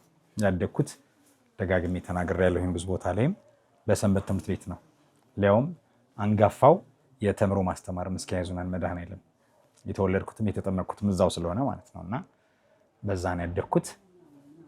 እዛ ካደግኩኝ በኋላ ነው ወደ ቴሜስ ባንድ፣ እነደመረ ለገሰ ጋር አክሱማይት ባንድ፣ አቢሲኒያ ሳውንድ ባንድ ምናምን እያልኩኝ ወደ ዱባይም ወደ ጅቡቲም ወደ ተለያየ ሀገር ኮንሰርት ለማቅረብ ለምንም እሄድ የነበረው። ከዛ ከዱባይ ስመለስ ጻድቃኔ ማርያም ቅድም እንዳልኩ ከዘርፌ ጋራ ለተወሰነ ወር ተቀምጠናል። አንድ ወር ሙሉ ገና እንደመጣን እንሄድ ነው ቄዳር ተጠምቀን ምን ብለንና ከዛ ከተመለስን በኋላ እሷም አገልግሎት ውስጥ ገባች። እኔም እግዚአብሔር በቃ አንድ ላይ እንድንመጣ እንጂ አንድ ላይ እንድንኖር ስላልፈቀደ መንገዳችንን ለየቅል አደረገው። የእግዚአብሔር እጅ እንዳለበት 100% አምናለሁኝ። መጨረሻ ላይ ወደ 4-5 ዓመታት ከዛም በላይ መሰለኝ የቆየሁት። በደንብ ቆይቼ ድጋሚ ያቋረጥኳቸውን የቤተክርስቲያን ነገሮች በሙሉ ትምህርት ጀምሬ ብዙ ነገር አስተካክዬ እንደ አዲስ እግዚአብሔር አምላክ ፈቅዶ ከአፍሪካ ህብረት ቅዱስ ሚካኤል ባለውለታዬ ነው ከዛን የተነሳሁት በአገልግሎት። ፊሽ ሲባል አፍሪካ ህብረት ደብረ ምሕረት ቅዱስ ሚካኤል ነው ሰው የሚያቀኝ። እስካሁንም በዛ ነው የምታወቀው። አሁን በኑሮ ምክንያት ቅዱስ ሩፋኤል ጋር ብንሆንም እና ከዛ ስልኬን እየወሰዱ የተለያየ ቦታ ማገልገል ጀመርኩኝ። እግዚአብሔር መንገዶችን አሳካልኝ። ኤፍቢ ላይም ጽፌያለሁ መዝሙሬ ሲመረቅና ደካማ ስለሆንኩ በፈተና እንዳልወድቅ የከፋ ፈተና አገልግሎት ላይ ገጥሞኝ አያውቅም። ቢገጥመኝ እኔ በቃ አቁሜ ምእመኑኝ መኖር እንደሆነ የምፈልገው ስለሚያውቅ በጣም ጠብቆኛል እግዚአብሔር። እና በጣም ጎበዝ ዘማሪ ነኝ አይደለም፣ ያቅሜን ግን በትጋት ለማገልገል እሞክራለሁኝ። በተጠራውበት ቦታ ለማታ ጉባኤ ከእሷ ጋር እየተዝናናን እየወጣን ተናግረዋለች። አንዳንድ ቦታ ላይ ድንገት ስልክ ይደወልልኛል። ጉድ ሆንን፣ ዘማሪ ቀረብን፣ የመጣው ሰው በሙሉ ሊያፍር ነው እና እባክህን የሆነ ነገር አድርግልን ሲሉኝ ነግሬያት ፍቃዷንም ሳልጠይቅ ንግር አድርጌያት ጥያት እሮጣለሁኝ። በዚህ አጋጣሚ አመሰግናታለሁ። አዎ የአገልጋይ ሚስት ሰማዕት ናት እላለሁኝ። በእውነት ብዙ ሰዎች ድንገት ይጠራሉ፣ ሌሊት ይጠራሉ፣ የሆነ ሰዓት ይጠራሉ፣ ክፍለ ሀገር ይሄዳሉ፣ ምን ይላሉና እኔ በደስታና በፍቅር ነው እንደ አቅሜ አምላኬን ለማገልገል የምሞክረው። ብዙ ቦታ አገልግያለሁኝ ከአዲስ አበባ እስከ ብዙ ክፍላት ሀገሮች። በራሴ ዩቲዩብ ላይ የራሴ ስልክ አለ። እንግዲህ የተጠራውበት ቦታ ሄጄ በጣም ታቦት ሳከብር ታቦት ዑደት እያደረገ ስዘምር ልዩ ክብር ይሰማኛል። የነበርኩበትም ቅድም እንዳልከኝ እያስታወስኩኝ እዚህ ጋር እየዘመርኩ ያለሁት ለዘላለማዊ አምላክ ሰማይና ምድርን ለፈጠረ አምላክ እሱ ላከበራቸው ቅዱሳን ለእናቱ ለሚላላኩት ለኛ አለኝታ መከታ አሳዳጊያችን ለሆኑ ለመላእክት ነውና ያ ደስ እያለኝ እዘምራለሁኝ። እንደሚባረኩን መተው መካከላችን እንደሚገኙ እያመንኩ እየተሰማኝ ነው የማገለግለው። የእውነትም ኃጢአቴን፣ ድካሜን፣ ሌላውን ጉድለቴን ሁሉ ሳይመለከት እግዚአብሔር አምላክ ከምፈልገው በላይ ብዙ ነገር አድርጎልኛል። ዋና የምፈልገው ግን እስከ መጨረሻው ታምኜ ከነ ቤተሰቤ ከሁላችንም መንግስቱን መውረስ ነውና ይሄው ነው ባጭሩ። እንዴት ያገኙ? ስንት አልበም ያለ? አዎ ብዙ ነጠላ ስራዎች ከብዙ ዘማሪያን ጋር ሰርቻለሁ። እነሱ መዘርዘር ብዙ ናቸው። ከዛ ቁጥር 1 ስምሽን ልጥራው ደጋግሜ የሚል ቆንጆ ስራ ሰርቻለሁኝ። የአሁኑ ቁጥር 2 ነው። አልበም መስራት በጣም ከባድ ነው። የእጨጌ ዮሐንስ መዝሙር በጣም ታወቀ፣ ተወደደ። ጻድቁ እጨጌ ዮሐንስ በዚህ አጋጣሚ አባቴ ናቸው። አባ አንተን ያለ ሁሉ ዳነ፣ አባ ደጅ መጥቶ ሁሉ ዳነ፣ እጨጌ ዮሐንስ አቡነ ዮሐንስ ዳነን ባንተ ፈውስ እያለ ይቀጥላል። እና ለጻድቁ የመጀመሪያ ዘማሪ ነኝ። የእጨጌ ዮሐንስ ገና ሲታወቁ ገዳማቸው ተመላልሻለሁኝ። መዘዙ በጣም አድካሚ ደስ የሚል የበረከት ቦታ ነው። አርቲስት ዮሐንስ አሁን አገልጋይ ነው። በጣም የእሳቸው አገልጋይ ከነ ዮሐንስ ጋራ ወደ 5-6 ተመላልሻለሁ። ያን ዳገት እዚህም ወይራ ሰፈርም አሉ። በጣም ወዳጄ ናቸው። እጨጌ ዮሐንስ ፈጥኖ ደራሽ አባቴ እና ብዙ ሰው ከካንሰርም ከምንም ሲፈወስ እንደ እድል ሆኖ የሚሰማው የኔ መዝሙር ነው የሚያገኘው እና ያቺ መዝሙር ብዙ ቦታ ተሰማ፣ ቫይራል ሆነች። በአጋጣሚ ደግሜ ቁጥር 1 ሲዲ ነው የሰራሁት። ፍላሽ አልነበረም በዛ ሰዓት። ስለዚህ ፍላሹ ላይ አካተትኩት ደግሜ ቁጥር 2 ላይ። አዎ የዩቲዩብ ቻናል 14 መዝሙር አለው። ከራዲዮን ከማርያም የተወለደውን አዳምን የወደደውን ምን ብለን እንጥራው ከቶ ለስራው ፍጻሜ ጠፍቶ፣ ምን ብለን እንጥራው ከቶ ለስራው ምሳሌ ጠፍቶ፣ አንበሳ እንበለው ነምር ሲገለጥ ጎሎ ከክብር፣ በበረት የተኛው ሕፃን ያፈርሳል የኃጢአት ሕንፃን፣ ከራዲዮን ብለን እንጥራው እናቱ በማይጸኗ ጥራው፣ ሲወለድ ዛሬ እንደ ጨቅላ ሆነልን የሰማይ ተድላ። ገና እሱ አሁን መውጣቱ ነው። በጣም የሚታወቅ ገና ነው። ገና መውጣቱ ነው። አዎ አሁን አስቀድሜ እንደጠየቁ አውሮፓ፣ አሜሪካ፣ መካከለኛው ምስራቅ፣ ኢትዮጵያ ክፍለ ሀገር ምናምን ሰዎች ለአገልግሎት ቢፈልጉ እና እንትን አድራሻ ያጡ ሰዎች እንዴት ነው ሊያገኙ የሚችለው? እስቲ ንገራቸው። ዩቲዩቤ ላይ ዘማሪ ፍስሐ ዘለቀ ዩቲዩቤ ላይ ስልክ ያለ፣ ፌስቡክ ላይም ስልክ ያለ። የተጠራውበት ቦታ አምላኬን ለማገልገል በትጋት በቁርጠኝነት ዝግጁ ነኝ። 0911 68 84 98 እና 0954 43 54 54 በዚህ ስልክ ይገኛለሁ። በባለቤቴም ስልክ ይገኛለሁ 0913 ባለቤቱ ማናጀሩ ነው። አዎ አስተዳደር ውስጥ ነው የምትሰሪው? ስራሽ ምራሱ? አዎ። ስለዚህ እሱን ታስተዳድራለሽ፣ ቤተሰቡን እንደገና የእሱን ስራ። ጥሩ። በጋራ ቤተሰቡ የሚዘምረው መዝሙር ምንድን ነው?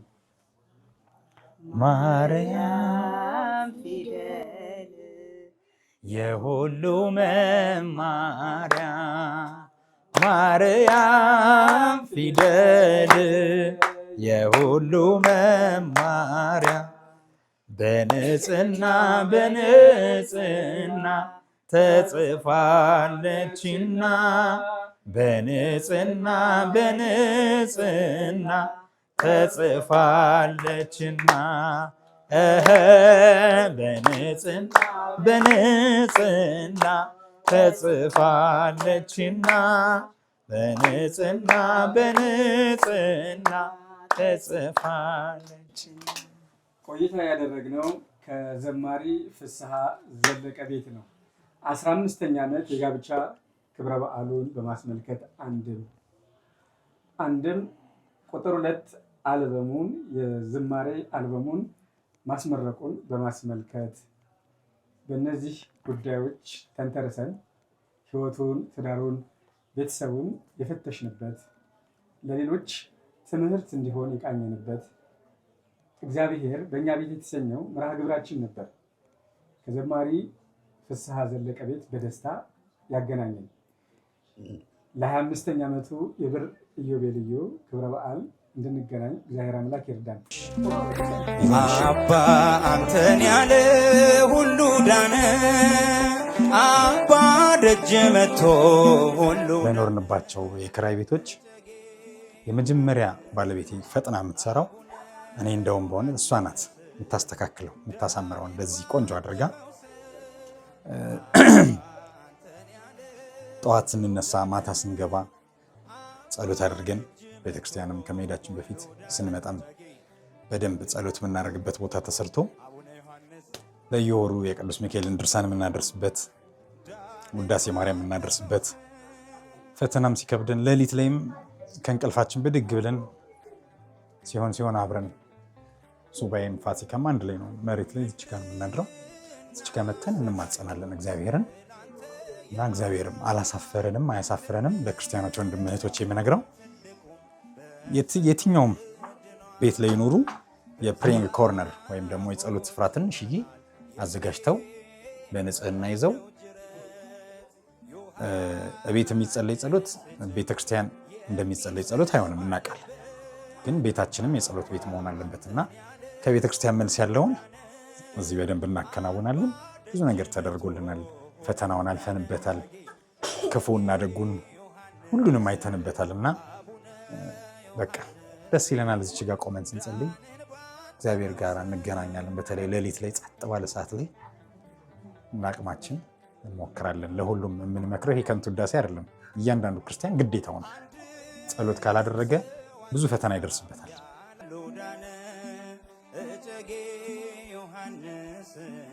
አቡነ ዮሐንስ ዳንን ባንተ ፈውስ አባ አንተን ያለ ሁሉ ዳነ፣ አባ ደጅ መቶ ሁሉ ዳነ። እጨጌ አቡነ ዮሐንስ ዳንን ባንተ ፈውስ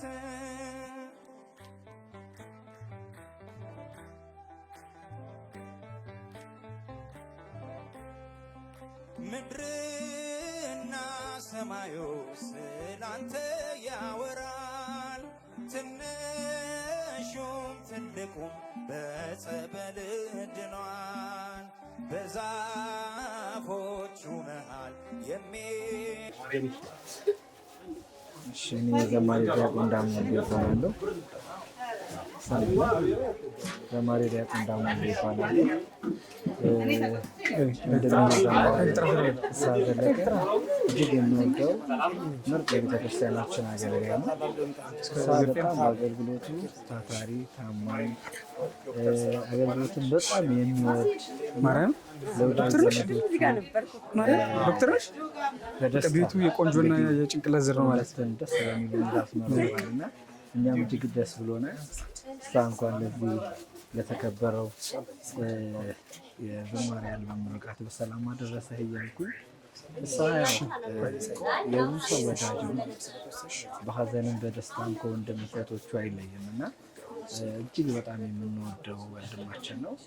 አገልግሎቱ እግዚአብሔር እንዲባረክለት ተባረከ እንዲሆን ጸጋው እንዲያበዛለት ምኞቴ ነው። እጅግ በጣም ወድሃለሁ ፊሾ። ራሱን አስተዋውቋል። እሺ እኔ መምህር ፍቅረ ማርያም ጸጋዬ ይባላለሁ። በቀበና ምዕራፈ ጻድቃን አቡነ ተክለ ሃይማኖት ቤተክርስቲያን ሰባኪ ወንጌል ነኝ። እንግዲህ በቅድሚያ ወንድማችን ዘማሪ ፍስሐ ዘለቀን እንኳን ለሁለተኛ አልበምህ እግዚአብሔር አምላክ ፈቅዶ እግዚአብሔርን ለማመስገን ለተጠራህበት ዓላማ ለዚህ ስኬት መድኃኔዓለም እንኳን አደረሰ ለማለት እወዳለሁ። ከዛ በተረፈ እንግዲህ ወንድማችን ዘማሪ ፍስሐ በዝማሬዎቹ ብቻ ሳይሆን በህይወቱ ሙሉ የሚያስተምረን ወንድማችን ነው። ከዚህ ግን ፈርዘር በጣም የወንድማችን ዘማሪ ፍስሐ ለየት የሚያደርገው ነገር በጣም ብዙ ጊዜ ለጆሮአችን ከለመድናቸው የዝማሬ ድምፆች በጣም የተለየና ደስ የሚል ይሄ ጎልደን ሳውንድ የምንለው አይነት ድምፅ ያለው አገልጋይ ነው። እንዲህ አይነቱ ድምፅ ደግሞ በሳይንሱም ሲጠና ምን አይነት ድምፅ ነው? የወንድማችን ዘማሪ ፍስሐ ዘለቀ ድምፅ በተለይ ይሄ የሰዎችን ልብ የማራራት አይነት ጠባይ ያለው ድምፅ ያለው ዘማሪ ነው። ስለዚህ ወንድማችን ዘማሪ ፍስሐ በዚህም ብቻ አይደለም፣ በዝማሬ አገልግሎቱ ብቻ ሳይሆን በህይወቱም ደግሞ እጅግ ለብዙዎች መካሪ። ምናልባት ብዙ አገልጋዮች ስለሱ ተናገር ቢባሉ በእያንዳንዱ ህይወታቸው አንዳንዱ በቸገረው ጉዳይ ላይ፣ አንዳንዱ በትዳሩ ጉዳይ ላይ፣ አንዳንዱ ደግሞ በተከፋበት ጉዳይ ላይ፣ አንዳንዱ በህመሙም ጉዳይ ላይ ዘማሪ ፍስሐ ዘለቀ ማለት በብዙ ነገሮች ሰፖርት የሚያደርግ ትሪት የሚያደርግ የስነ ልቦና ባለሙያም ነው እና ብዙዎቹ አይታችሁታል ይሆናል የዝማሬ አልበም ምርቃቱ ጊዜና ሰዓት ላይ ብዙዎች እጅግ ደስ በሚል ሁኔታ በመርሃ ግብሩ ላይ ታድመው ነበር እና ይሄ የሚሆነው እያንዳንዱ ሰው ህይወት ውስጥ የራሱን አሻራ ስለጣለ ነው እና እኔ ደግሞ እንደግን ዘማሪ ፍስሐ ዘለቀን አስታውሳለሁ። የመጀመሪያ ጊዜ በአካል ሳላውቀው እንዳጋጣሚ ሆኖ የኔ ወንድም ከዩኒቨርሲቲ ሲመጣ ስልኩ ላይ ነበር ዝማሬዎችን የሰማሁት እና ይሄ ጆሮ ገብ የሆነ ድምፅ ስለነበረው በጣም ገርሞኝ ይሄ ዘማሪ ማን ነው ብዬ ሌሎች አገልጋዮችን ስጠይቅ ዘማሪ ፍስሐ ይባላል የሚል መረጃ ሰጡኝና በአካል አላውቀውም ነበር። ነገር ግን አንድ አገልግሎት ላይ ድምፁን ስሰማ እዚያ የዝማሬ ቁጥር 1 አልበሙ ላይ የሰራው ድምፅ ቀጥታ ነው አውደ ምሕረት ላይ የመጣውና ይሄ በጣም ዘማሪ ፍስሐ ዘለቀን አንዱ ለየት የሚያደርገው ማንነቱ ነው ማለት ነውና ወንድማችን ዘማሪ ፍስሐ እንግዲህ ከዚህ በላይ እግዚአብሔር አምላክ ረድቶት ብዙ ነገር የሚያደርግ የሚሰራ ለቤተክርስቲያን አገልግሎት እየሰጠ ያለ ከዚህም በላይ ደግሞ ከሱ ብዙ የሚጠበቅ ወንድማችን ነው። ምናልባት ብዙዎቻችሁ ደግሞ የምታውቁት አባ አንተን ያለ ሁሉ ዳነ ብሎ ስለ አቡነ እጨጌ ዮሐንስ የዘመረው ዝማሬው ደግሞ ብዙዎቻችንን ያጽናና የነገረ ቅዱሳንን የሰበከ ዝማሬ ነው። እንግዲህ በቁጥር 2 አልበሙ ደግሞ ብዙዎቻችን ልባችን የሚያርፍበት ምናልባት የሰማችሁ ተደንቃችሁ ሊሆን ይችላል። እንግዲህ በጣም እጅግ ደስ የሚል ከዚህ ድምፀ መረዋ ነው። ከዚያ ባሻገር ግን ከዚህ ድምፅ በላይ የዝማሬው የግጥምና የዜማ ሂደት እጅግ ልብን የሚያሳርፍ ስለሆነ ብዙዎቻችሁ በዚህ ዝማሬ እንድትጠቀሙ እንድትጽናኑ፣ እንደዚሁም እግዚአብሔር እንድታመሰግኑ መንፈሳዊ መልእክቴን አስተላልፋለሁ። የእግዚአብሔር ሰላም ከሁላችን ጋር ይሁን። ለዘማሪ ፍስሐ ዘለቀ ደግሞ ሁለተኛ ልጅህን ወይም ሁለተኛ አልበምህን እዚህ ደረጃ ላይ እግዚአብሔር እንዲደርስ ስላደረገ ስላንተ እግዚአብሔርን እናመሰግናለን። እግዚአብሔር ያክብራልኝ። ፊሽዬ እኔ የማውቀው ያው በአገልግሎት ነው። እውነት ለመናገር ፊሽ በጣም በጣም ትሁት፣ በጣም ቅን፣ በጣም የዋ አገልጋይ ነው። ይሄን የምልህ እንዲሁ ማለት ስላለብኝ አይደለም። የምርም በህይወቱ እንዲህ አይነት ሰው ነው። እኔ ባገኘሁት በአገልግሎት ቦታ ሁሉ በሰዓት የሚደርስ ለአገልግሎት ወደኋላ የማይል ብቻ በጣም ድንቅ የሆነ በጣም የሚገርም ወንድም ነው እና ፊሽዬን የማውቀው በአገልግሎት ነው። እንግዲህ ያው ስቶሪውን ከሌላ ሰው ነበር የሰማሁትኝ። ከዚህ በፊት በዘፈን ዓለም ነበረ፣ በተለይ ዱባይ ላይ በጣም ረጅም ጊዜ ቆይቷል። ትልልቅ አንጋፋ ከሚባሉ ኢትዮጵያውያን አርቲስት ዘፋኞች ጋር አብሮ ሰርቷል እና የሚል ነገር ከሌላ ሰው ሰምቼ ነበር እና በሚደንቅ ሁኔታ ጉባኤ ላይ የምርም ድምፁን ስሰማው በጣም በቃ እግዚአብሔር ለቤቱ የጠራው ሰው እግዚአብሔር እሱን እንዲያገለግለው ሌላውም ሰው ከሱ ተምሮ ወደዚች ቅዱስ ቤተክርስቲያን እንዲመለስ እግዚአብሔር በእኛ ዘመን በዚህ ዘመን የጠራ ወንድም ነውና በጣም ጸጋው ልዩ ነው። በጣም ጎበዝ ድምፃዊ ነው። ትትናን ከድምፅ ጋራ በሁሉ ነገር አስተባብሮ የያዘ ሰው ነውና የምር ፊሽዬን እግዚአብሔር ከዛ ከዓለም አስመልጦ እዚህኛ ጋራ ቀላቅሎ እግዚአብሔርን እንዲያመሰግን መቼም እግዚአብሔር እድል ስለሰጠው በእውነት በጣም ነው የማመሰግነው። በእርግጠኝነት ደግሞ ፊሽዬ ወይም ፍስሐ ሌሎችን እንደዚሁ በዓለም ያሉ ዘፋኞች ጎበዝ ድምፃውያኖችን ወደዚህ ይስባቸዋል ብዬ ተስፋ አደርጋለሁ። በዛኛው ዓለም ሲኖር ምንድነው እዚህ ሲመጣ እንዴት ነው ቤተክርስቲያን መኖር እንችላለን ወይ ገንዘብ እናገኛለን ወይ ምንድነው የምናደርገው ይላሉና ለነሱ አራያ ተምሳሌት ፊሽ ነው ብዬ አስባለሁ። ምክንያቱም መጀመሪያ ጽድቅና መንግስቱን እሹ ይላል መጽሐፍ ቅዱስ፣ ከዛ በኋላ ይጨመርላችኋል ነው የሚለውና እሱ መጀመሪያ የመጣው እግዚአብሔርን ብሎ ቤተክርስቲያንን ላገልግል ብሎ እኔም በረከት ላገኝ ብሎ ነውና የመጣው። ሌሎችም አርቲስት ዘፋኞች እንደሚመጡ በእርግጠኝነት ተስፋ አደርጋለሁ። ደግሞ የሚወደድ ብዙ ሰው የተጽናናበት ዝማሬዎች አሉት ደሳስ የሚሉ ማለት ነው። በቅርብም እንደዚሁ አንድ የሰራው ስራ አለ፣ የሚገርም ስራ ያወጣው አለ። ከዛ ባልሻገር ግን በተለይ ስለ አባታችን አቡነ እጨጌ የዘመረው ዝማሬ በጣም የሚገርም ነው። ዘማሪ ዮርዳኖስ ምስጋናው እባላለሁ። የዘማሪ ፍስሐ ዘለቀ የቅርብ ወዳጅ ወይም ጓደኛ ነኝ። ለረጅም ጊዜ የማውቀው ጓደኛዬ ነው። በአገልግሎት የሚያበረታታኝ በብዙ ነገር በመንፈሳዊ ህይወት ጠንካራ ልጅ ነው። በብዙ ነገሮች እግዚአብሔር ባርኮታል። አሁንም እግዚአብሔር ይባርከው። ጸጋ የበዛለትና ሰዎችን ትንሽ ትልቅ ሳይል አክብሮ የሚኖር ልጅ ነው። በጣም የምንወደው የምናከብረው ልጅ ነው። አሁንም እግዚአብሔር ያክብረው እንላለን። እንወድሃለን ፊሽ። እሺ አመሰግናለሁኝ መምህር ማርያም ወርቅ ስለተገናኘን እጅግ በጣም ደስ ብሎኛል። እንግዲህ የተገናኘነው ደግሞ ያው ወንድማችን ዘማሪ ፍስሐ ዘለቀ ቤት ነውና እንግዲህ ስለ ዘማሪ ፍስሐ ዘለቀ እኔ ብቻ አይደለሁም በርካታ አገልጋዮች ተናግረው የማያልቀው ትልቁ ነገሩ ትህትናው ነው። በጣም የትህትና ወንድም ነው። ትሁት ነው። እጅግ በጣም ታዛዥ ነው። አገልግሎት ላይ እኔ እንኳን ባየሁት እንግዲህ ከፍስሐ ጋር 10 ዓመት ይሆናል በአገልግሎት በማገልገል ደረጃ ማለት ነው። ከ10 ዓመት በላይ ነው እኔም ሳቀውና ባለው የአገልግሎት መንፈስ ገጠር ከተማ ሳይል ከኔ ጋር ራሱ በርካታ ቦታዎች ላይ አብረን ይደራል። እንደውም አንዴ ትዝ የሚለኝ ቦታውን ባልጠቅሰውም አገልግለን ስንወጣ ክፍለ ሀገር ነው አጋጣሚ የጸጥታ ችግር ተፈጠረና ተኩስ ገጠመን። የሚገርም ተኩስ በቃ እሱም ይጸልያል እኔም እጸልያለሁ። እግዚአብሔር ከዛ ማህት አወጣ በሰላም እያገለገልን እንገኛለንና እግዚአብሔር በድንቅ ጥበቡ እግዚአብሔር በቃ ልክ ቅድም እንዳልከው አንተም ሳኦልን ጳውሎስ ያስባለ ክርስቶስ እንግዲህ ዘማሪ ፍስሐንም ደግሞ ከዘፋኝነት ከድራመርነት ወደ ቤተክርስቲያን ሲጠራ የሚገርመው ነገር ዓለማዊ ነገሩ ሙሉ ለሙሉ እርግፍ አድርጎ ትቶ አንዳንዶች እኮ እዚህም እዛም የሚሉ ሰዎችን እናያለን አይደለ? በሁለት መንገድ ውስጥ ያሉ ሰዎችንም እናያለን።